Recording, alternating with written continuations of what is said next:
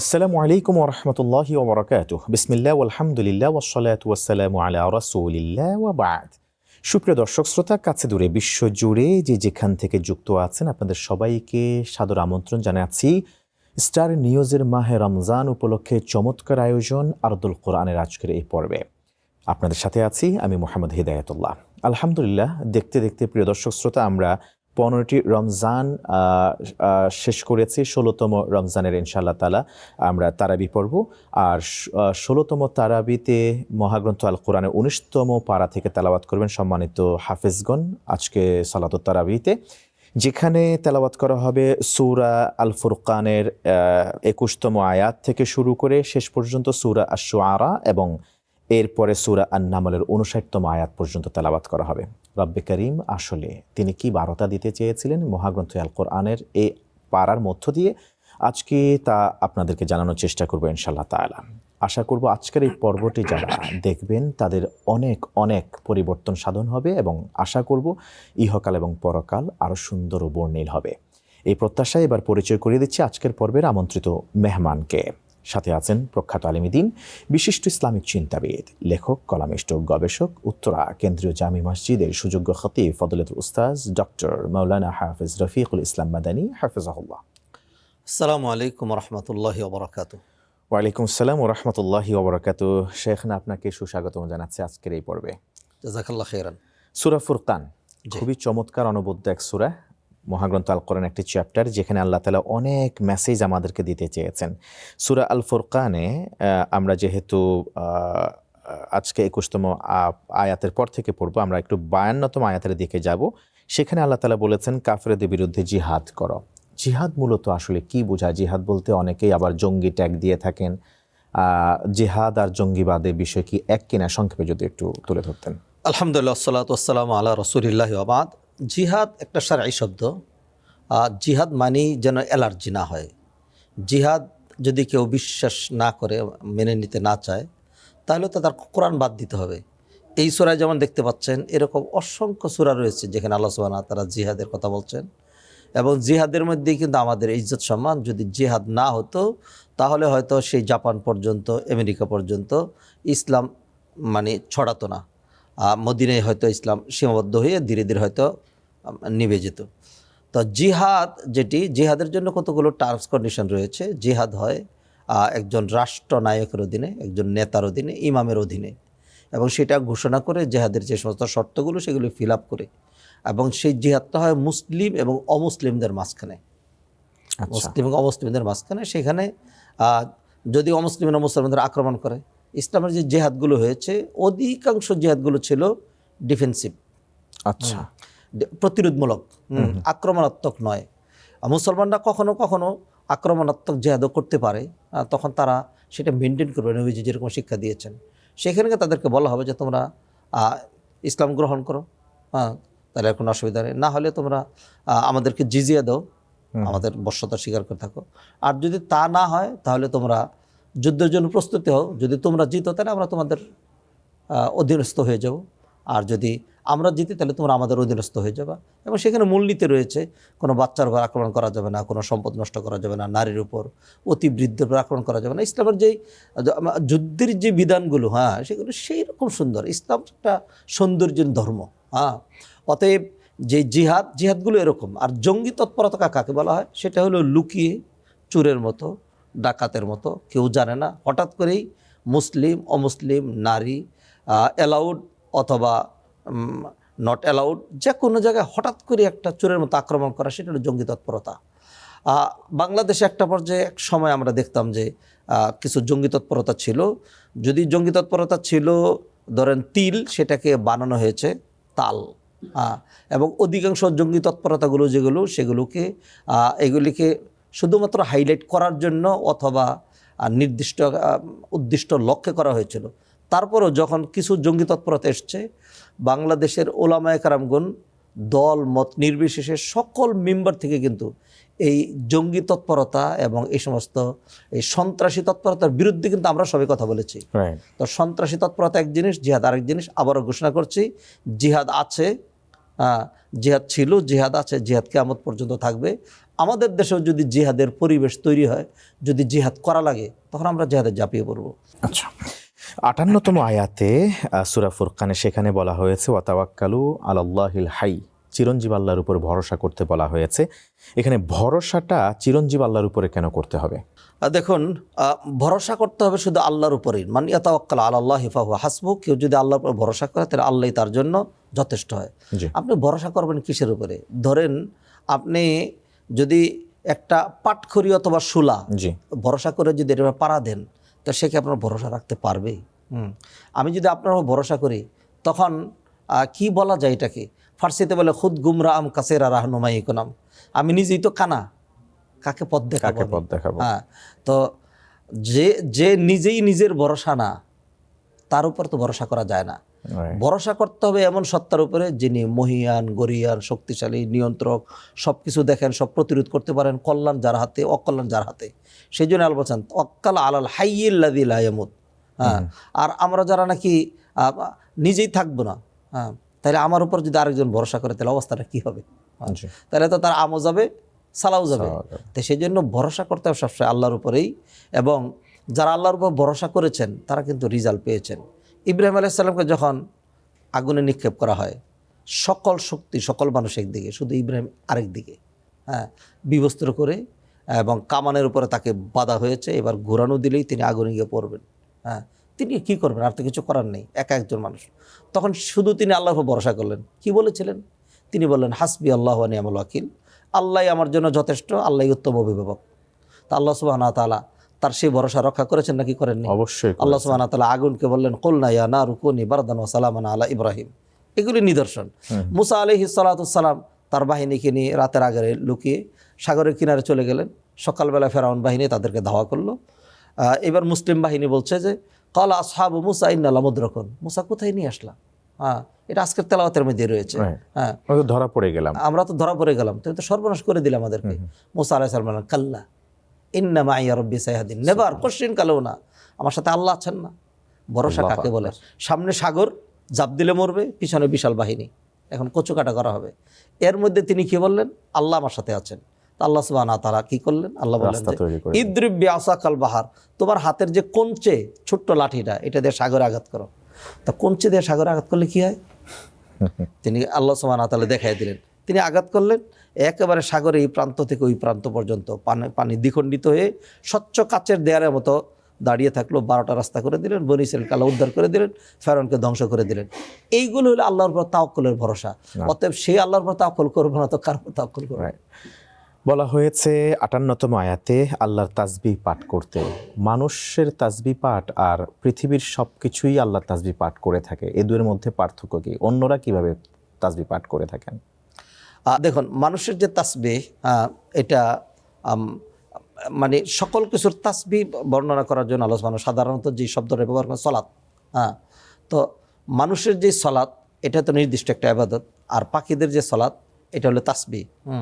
তো প্রত্যেকেই, হ্যাঁ, আল্লাহ কোরআনে অন্যখানে বলে দিয়েছেন ওয়া ইম মিন শাইইন ইল্লা ইউসাব্বিহু বিহামদিহি ওয়ালাকিন লা তাফকাহুনা তাসবিহাহুম। আমি একটা এক্সাম্পল দিই, তাহলে এটা ক্লিয়ার হয়ে যাবে। দেখুন, আমরা লাইফ লিড করি একটা মানে লোকালয়ে, সোসাইটিতে থাকি, জীবজন্তুগুলো থাকে জঙ্গলের ভিতরে, আর মাছগুলো থাকে পানির ভিতরে, আর পাখিগুলি উড়ন্ত গাছের উপরে উড়ে। তাহলে পাখিগুলো হেঁটে চলে না, উপর দিয়ে চলে, আমরা সেটা পারি না। মাছগুলো স্থলভাগে থাকে না, জলের ভিতরে থাকে, পারি না। তা পার্থক্য আছে নাকি? নেই। আচ্ছা, তাহলে আমাদের লাইফ লিডের মধ্যে, জীবন পরিচালনার মধ্যে পার্থক্য রয়েছে। পানির ভিতরে যদি আমাকে ঢুকে দেয় মরে যাব। হ্যাঁ, মাছগুলো যদি বাহিরে রাখা হয় কিছুক্ষণ থাকার পর আস্তে করে মরে যাবে।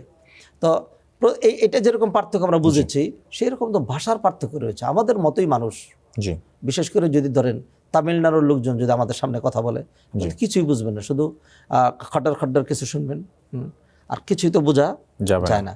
তাহলে যেহেতু মানুষের ভাষাটাই বুঝছি না, তাহলে পশু পক্ষী এগুলি যে তাসবিহ করে সেটা আমরা কেমনে বুঝবো?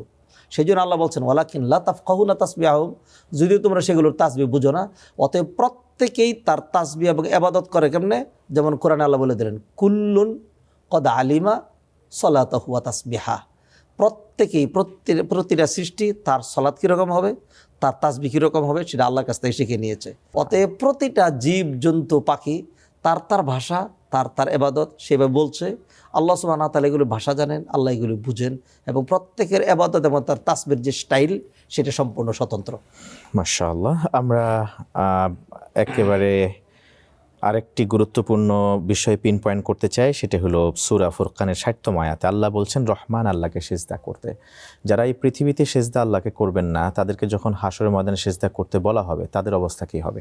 আল্লাহ সুবহানাহু ওয়া তাআলার ব্যতিক্রম ধর্মী এক্সেপশনাল একটা নাম হলো রহমান। জাহেলির যে লোকজন বলতো ওয়ামার রহমান, রহমান আবার কী জিনিস? হ্যাঁ, তো আল্লাহ সুবহানাহু ওয়া তাআলা সেই জন্য রহমানের বহু পরিচয় তুলে ধরেছেন। বিসমিল্লাহির মধ্যে রহমান, বিসমিল্লাহির রহমানির রহিম। সূরা ফাতিহার মধ্যে আলহামদুলিল্লাহি রাব্বিল আলামিন আর রহমানির রহিম। এরপর আল্লাহ সুবহানাহু ওয়া তাআলা বিসমিল্লাহির মধ্যে রহমান রহিম, এটা হলো আয়াতের অংশ, আর সূরা ফাতিহায় রহমান রহিম, এই দুইটা মিলে একটা আয়াত। এরপর আল্লাহ সুবহানাহু ওয়া তাআলা একটা সূরা নাজিল করলেন, সূরার নাম সূরা রহমান। সেখানে এই শুধু রহমান দিয়ে একটা আয়াত, আর রহমান আল্লামাল কোরআন, মোস্ট গ্রেসিয়াস, অনেক দয়ালু, দয়ার সাগর। তো সেই দয়ার সাগর তার দয়াকে 100 ভাগে ভাগ করে 99 ভাগ রেখে দিয়েছেন আখিরাতে, ইমানদারদের জন্য 1 ভাগ দুনিয়াতে দিয়েছেন, সেটা শুধু ইমানদাররাই পাবে।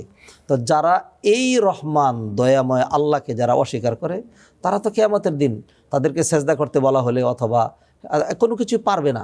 কেন পারবে না? কারণ হলো যেই আল্লাহ সুবহানাহু ওয়া তাআলা মানুষকে এত নেয়ামত দিলেন যে আল্লাহকে বাদ দিয়ে গায়রুল্লাহকে ডাকার পরেও আল্লাহ তার নেয়ামত বন্ধ করেননি। কাফের বেঈমান মুশরিকদেরকে আল্লাহ সুবহানাহু ওয়া তাআলা কি নেয়ামত কমিয়ে দিয়েছেন না বাড়িয়ে দিয়েছেন?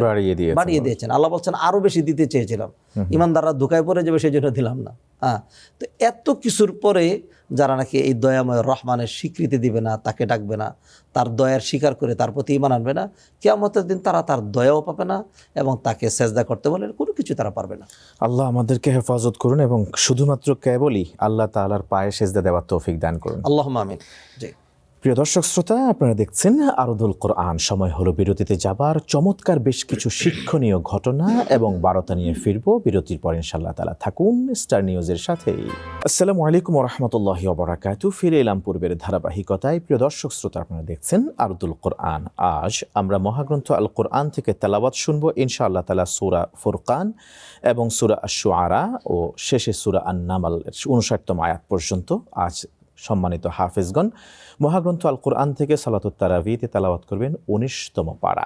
নিয়ে যাচ্ছি আবার প্রিয় শেখের কাছে। স্বাগত শেখার একবার। আমরা এবার একটু স্কিপ করে একটা বড় জাম্প দিয়ে সূরা আশ-শুআরাতে যেতে চাই। 108তম আয়াতে আল্লাহ তাআলা সেখানে বলেছেন আল্লাহকে ভয় করতে হবে, রাসূলুল্লাহর আনুগত্য করতে হবে। আল্লাহকে আমরা কিভাবে ভয় করব? আল্লাহ সুবহানাহু ওয়া তাআলার যে ভয়টা, সেটা হলো ভালোবাসা মিশ্রিত ভয়। আচ্ছা, আল্লাহর ভয় এবং অন্য জাগতিক ভয়, দুইয়ের মাঝে পার্থক্য হলো আমরা যখন দুনিয়াতে কোনো কিছুকে ভয় করি তখন তার থেকে আমরা দূরে সরে যাই। আর আল্লাহর ভয় মানে হলো আল্লাহর দিকে চলে আসা। সেজন্য আল্লাহ বলছেন পলায়ন করবে কোথায়? আইনাল মাফার, পলায়নের কোনো জায়গা নেই। সেজন্য আল্লাহ বলে দিলেন ফাফিরু ইলাল্লাহ, আল্লাহর কাছেই পলায়ন করো। অতএব আল্লাহকে ভয় করা মানে হলো, যেমন ধরুন আমরা আল্লাহকে ভয় করলে কি করি?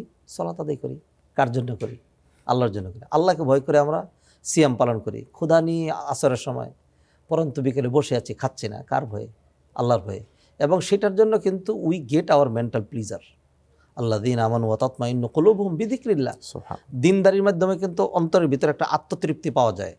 ফলে আল্লাহর যে ভয়, সেই ভয়ে অন্তর হয় শান্ত, আর দুনিয়ার অন্যান্য ভয়ে অন্তর হয় অস্থির। হ্যাঁ, তো সেই জন্য আল্লাহর যে ভয়টা, সেই ভয়টার স্বরূপ হলো আল্লাহ সুবহানাহু ওয়া তাআলা আদিষ্ট বিষয়গুলো করা, নিষিদ্ধ বিষয়গুলো দূরে থাকা, আল্লাহর ভালোবাসা বাড়িয়ে দেওয়া। এতে নিজের আত্মতৃপ্তি, শান্তি এবং আখিরাতের যে মুক্তি, সেটা সুনিশ্চিত হয়।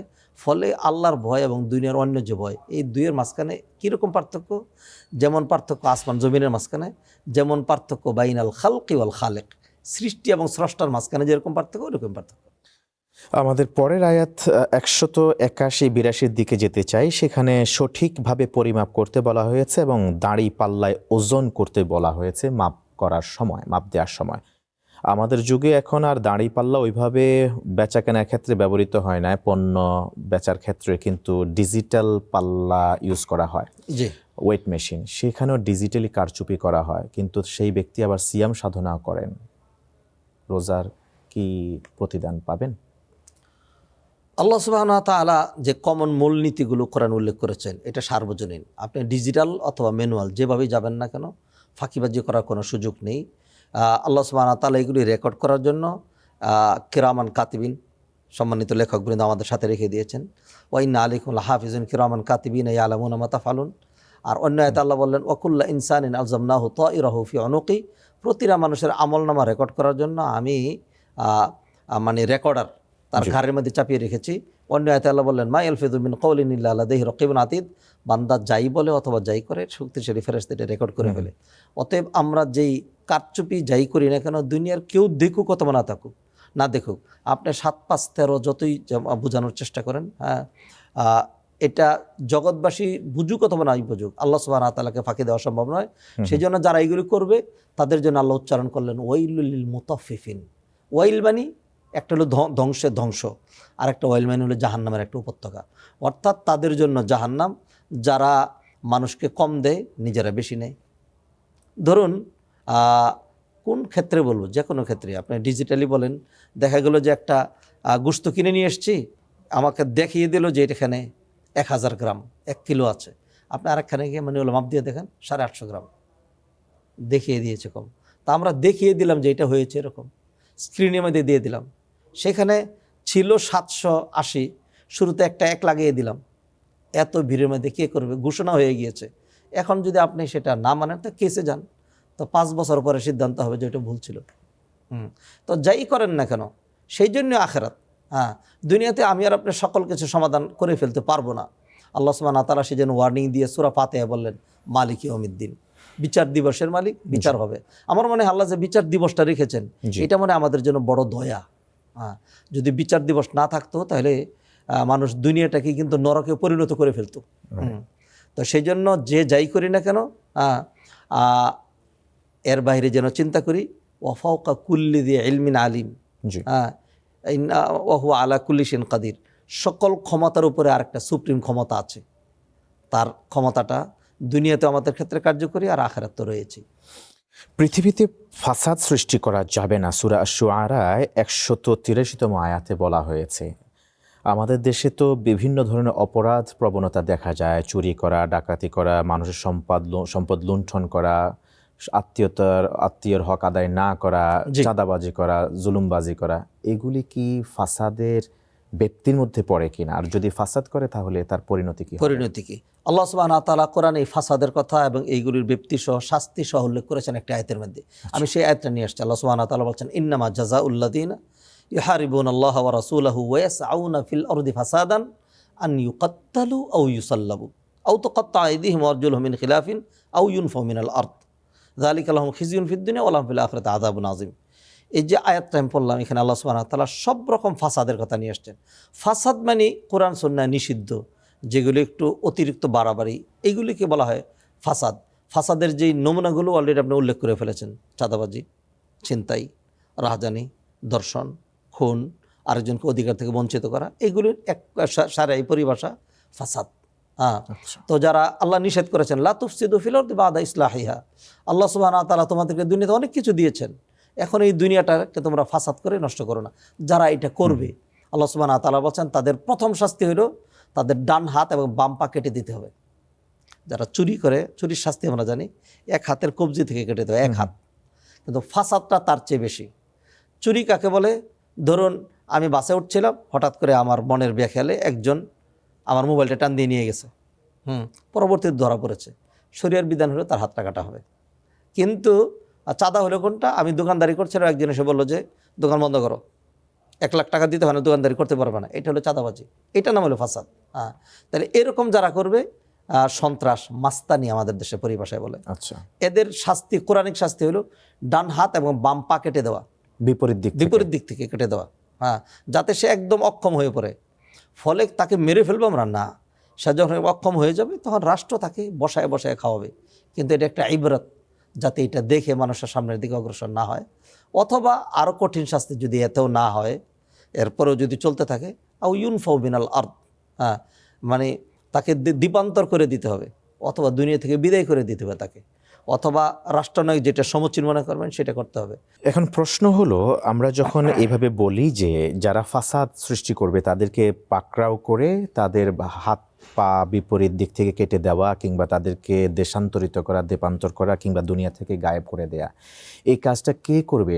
জনসাধারণ, যেটাকে আমরা এখন বলে থাকি আধুনিক ভাষায় মব, জি, নাকি এটা অন্য কেউ প্রয়োগ করবেন? দেখুন, এই যে কোরআনের যে আইনগুলো আছে এগুলো প্রয়োগের জন্য ইসলামী রাষ্ট্র লাগবে। আচ্ছা, হ্যাঁ, এই জন্য ইসলামী রাষ্ট্র প্রতিষ্ঠা করা, ইসলামী সরকার, সেটা অত্যন্ত জরুরি। কারণ এই বিধিবিধানগুলো এগুলো কোনো ব্যক্তির হাতে ছেড়ে দেওয়া হয় নাই, এটা দেওয়া হয়েছে রাষ্ট্রনায়কের হাতে। আজকে যদি ধরুন আমরা যারা কোরআন সুন্নায় বিশ্বাসী, কোরআনের জন্য জান দিতে পারি, আমিও যদি আমার কোনো চোর ধরতে পারি, আমার বাড়িতে চুরি করেছে, এলাকায় আমার ক্ষমতা আছে, তবু আমি তার একটা হাত কেন, একটা আঙ্গুল, এমনকি তার নখটা কাটারও আমি রাইট অধিকার নেই। হ্যাঁ, এটা বিচার ব্যবস্থা রয়েছে, রাষ্ট্রনায়ক রয়েছে, এই কাজটা তারা করবেন।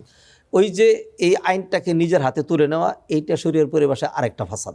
আরেকটা অতএব ফাসাদকে ফাসাদ দিয়ে রোধ করা যাবে না, রাইট, ফাসাদকে তার মানে রোধ আপন করার গতিতেই জি, সিস্টেমেটিক্যালি এটাকে জি, জি। প্রতিরোধ করতে হবে। অনেক ধন্যবাদ জানাচ্ছি আপনাকে, জাযাকাল্লাহ খায়রান। বারাকাল্লাহ ফিক।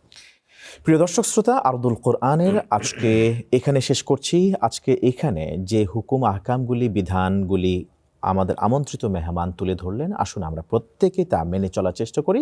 আল্লাহ সুবহানাহু ওয়া তাআলা আমাদেরকে তৌফিক দান করুন। তবে হ্যাঁ, অবশ্যই কিছুক্ষণ পরে সালাতুত তারাবিতে অংশগ্রহণ করবো, আর আজকে তেলাওয়াত শুনবো, আর এই আলোচনাটুকুন আমরা ইনশাআল্লাহ তাআলা রিকল করার চেষ্টা করবো। আশা করি তা আমাদের অন্তরে গেঁথে যাবে এবং আল্লাহ তাআলা আমাদের বারাকা দিবেন আমাদের ইলমে এবং আমলে।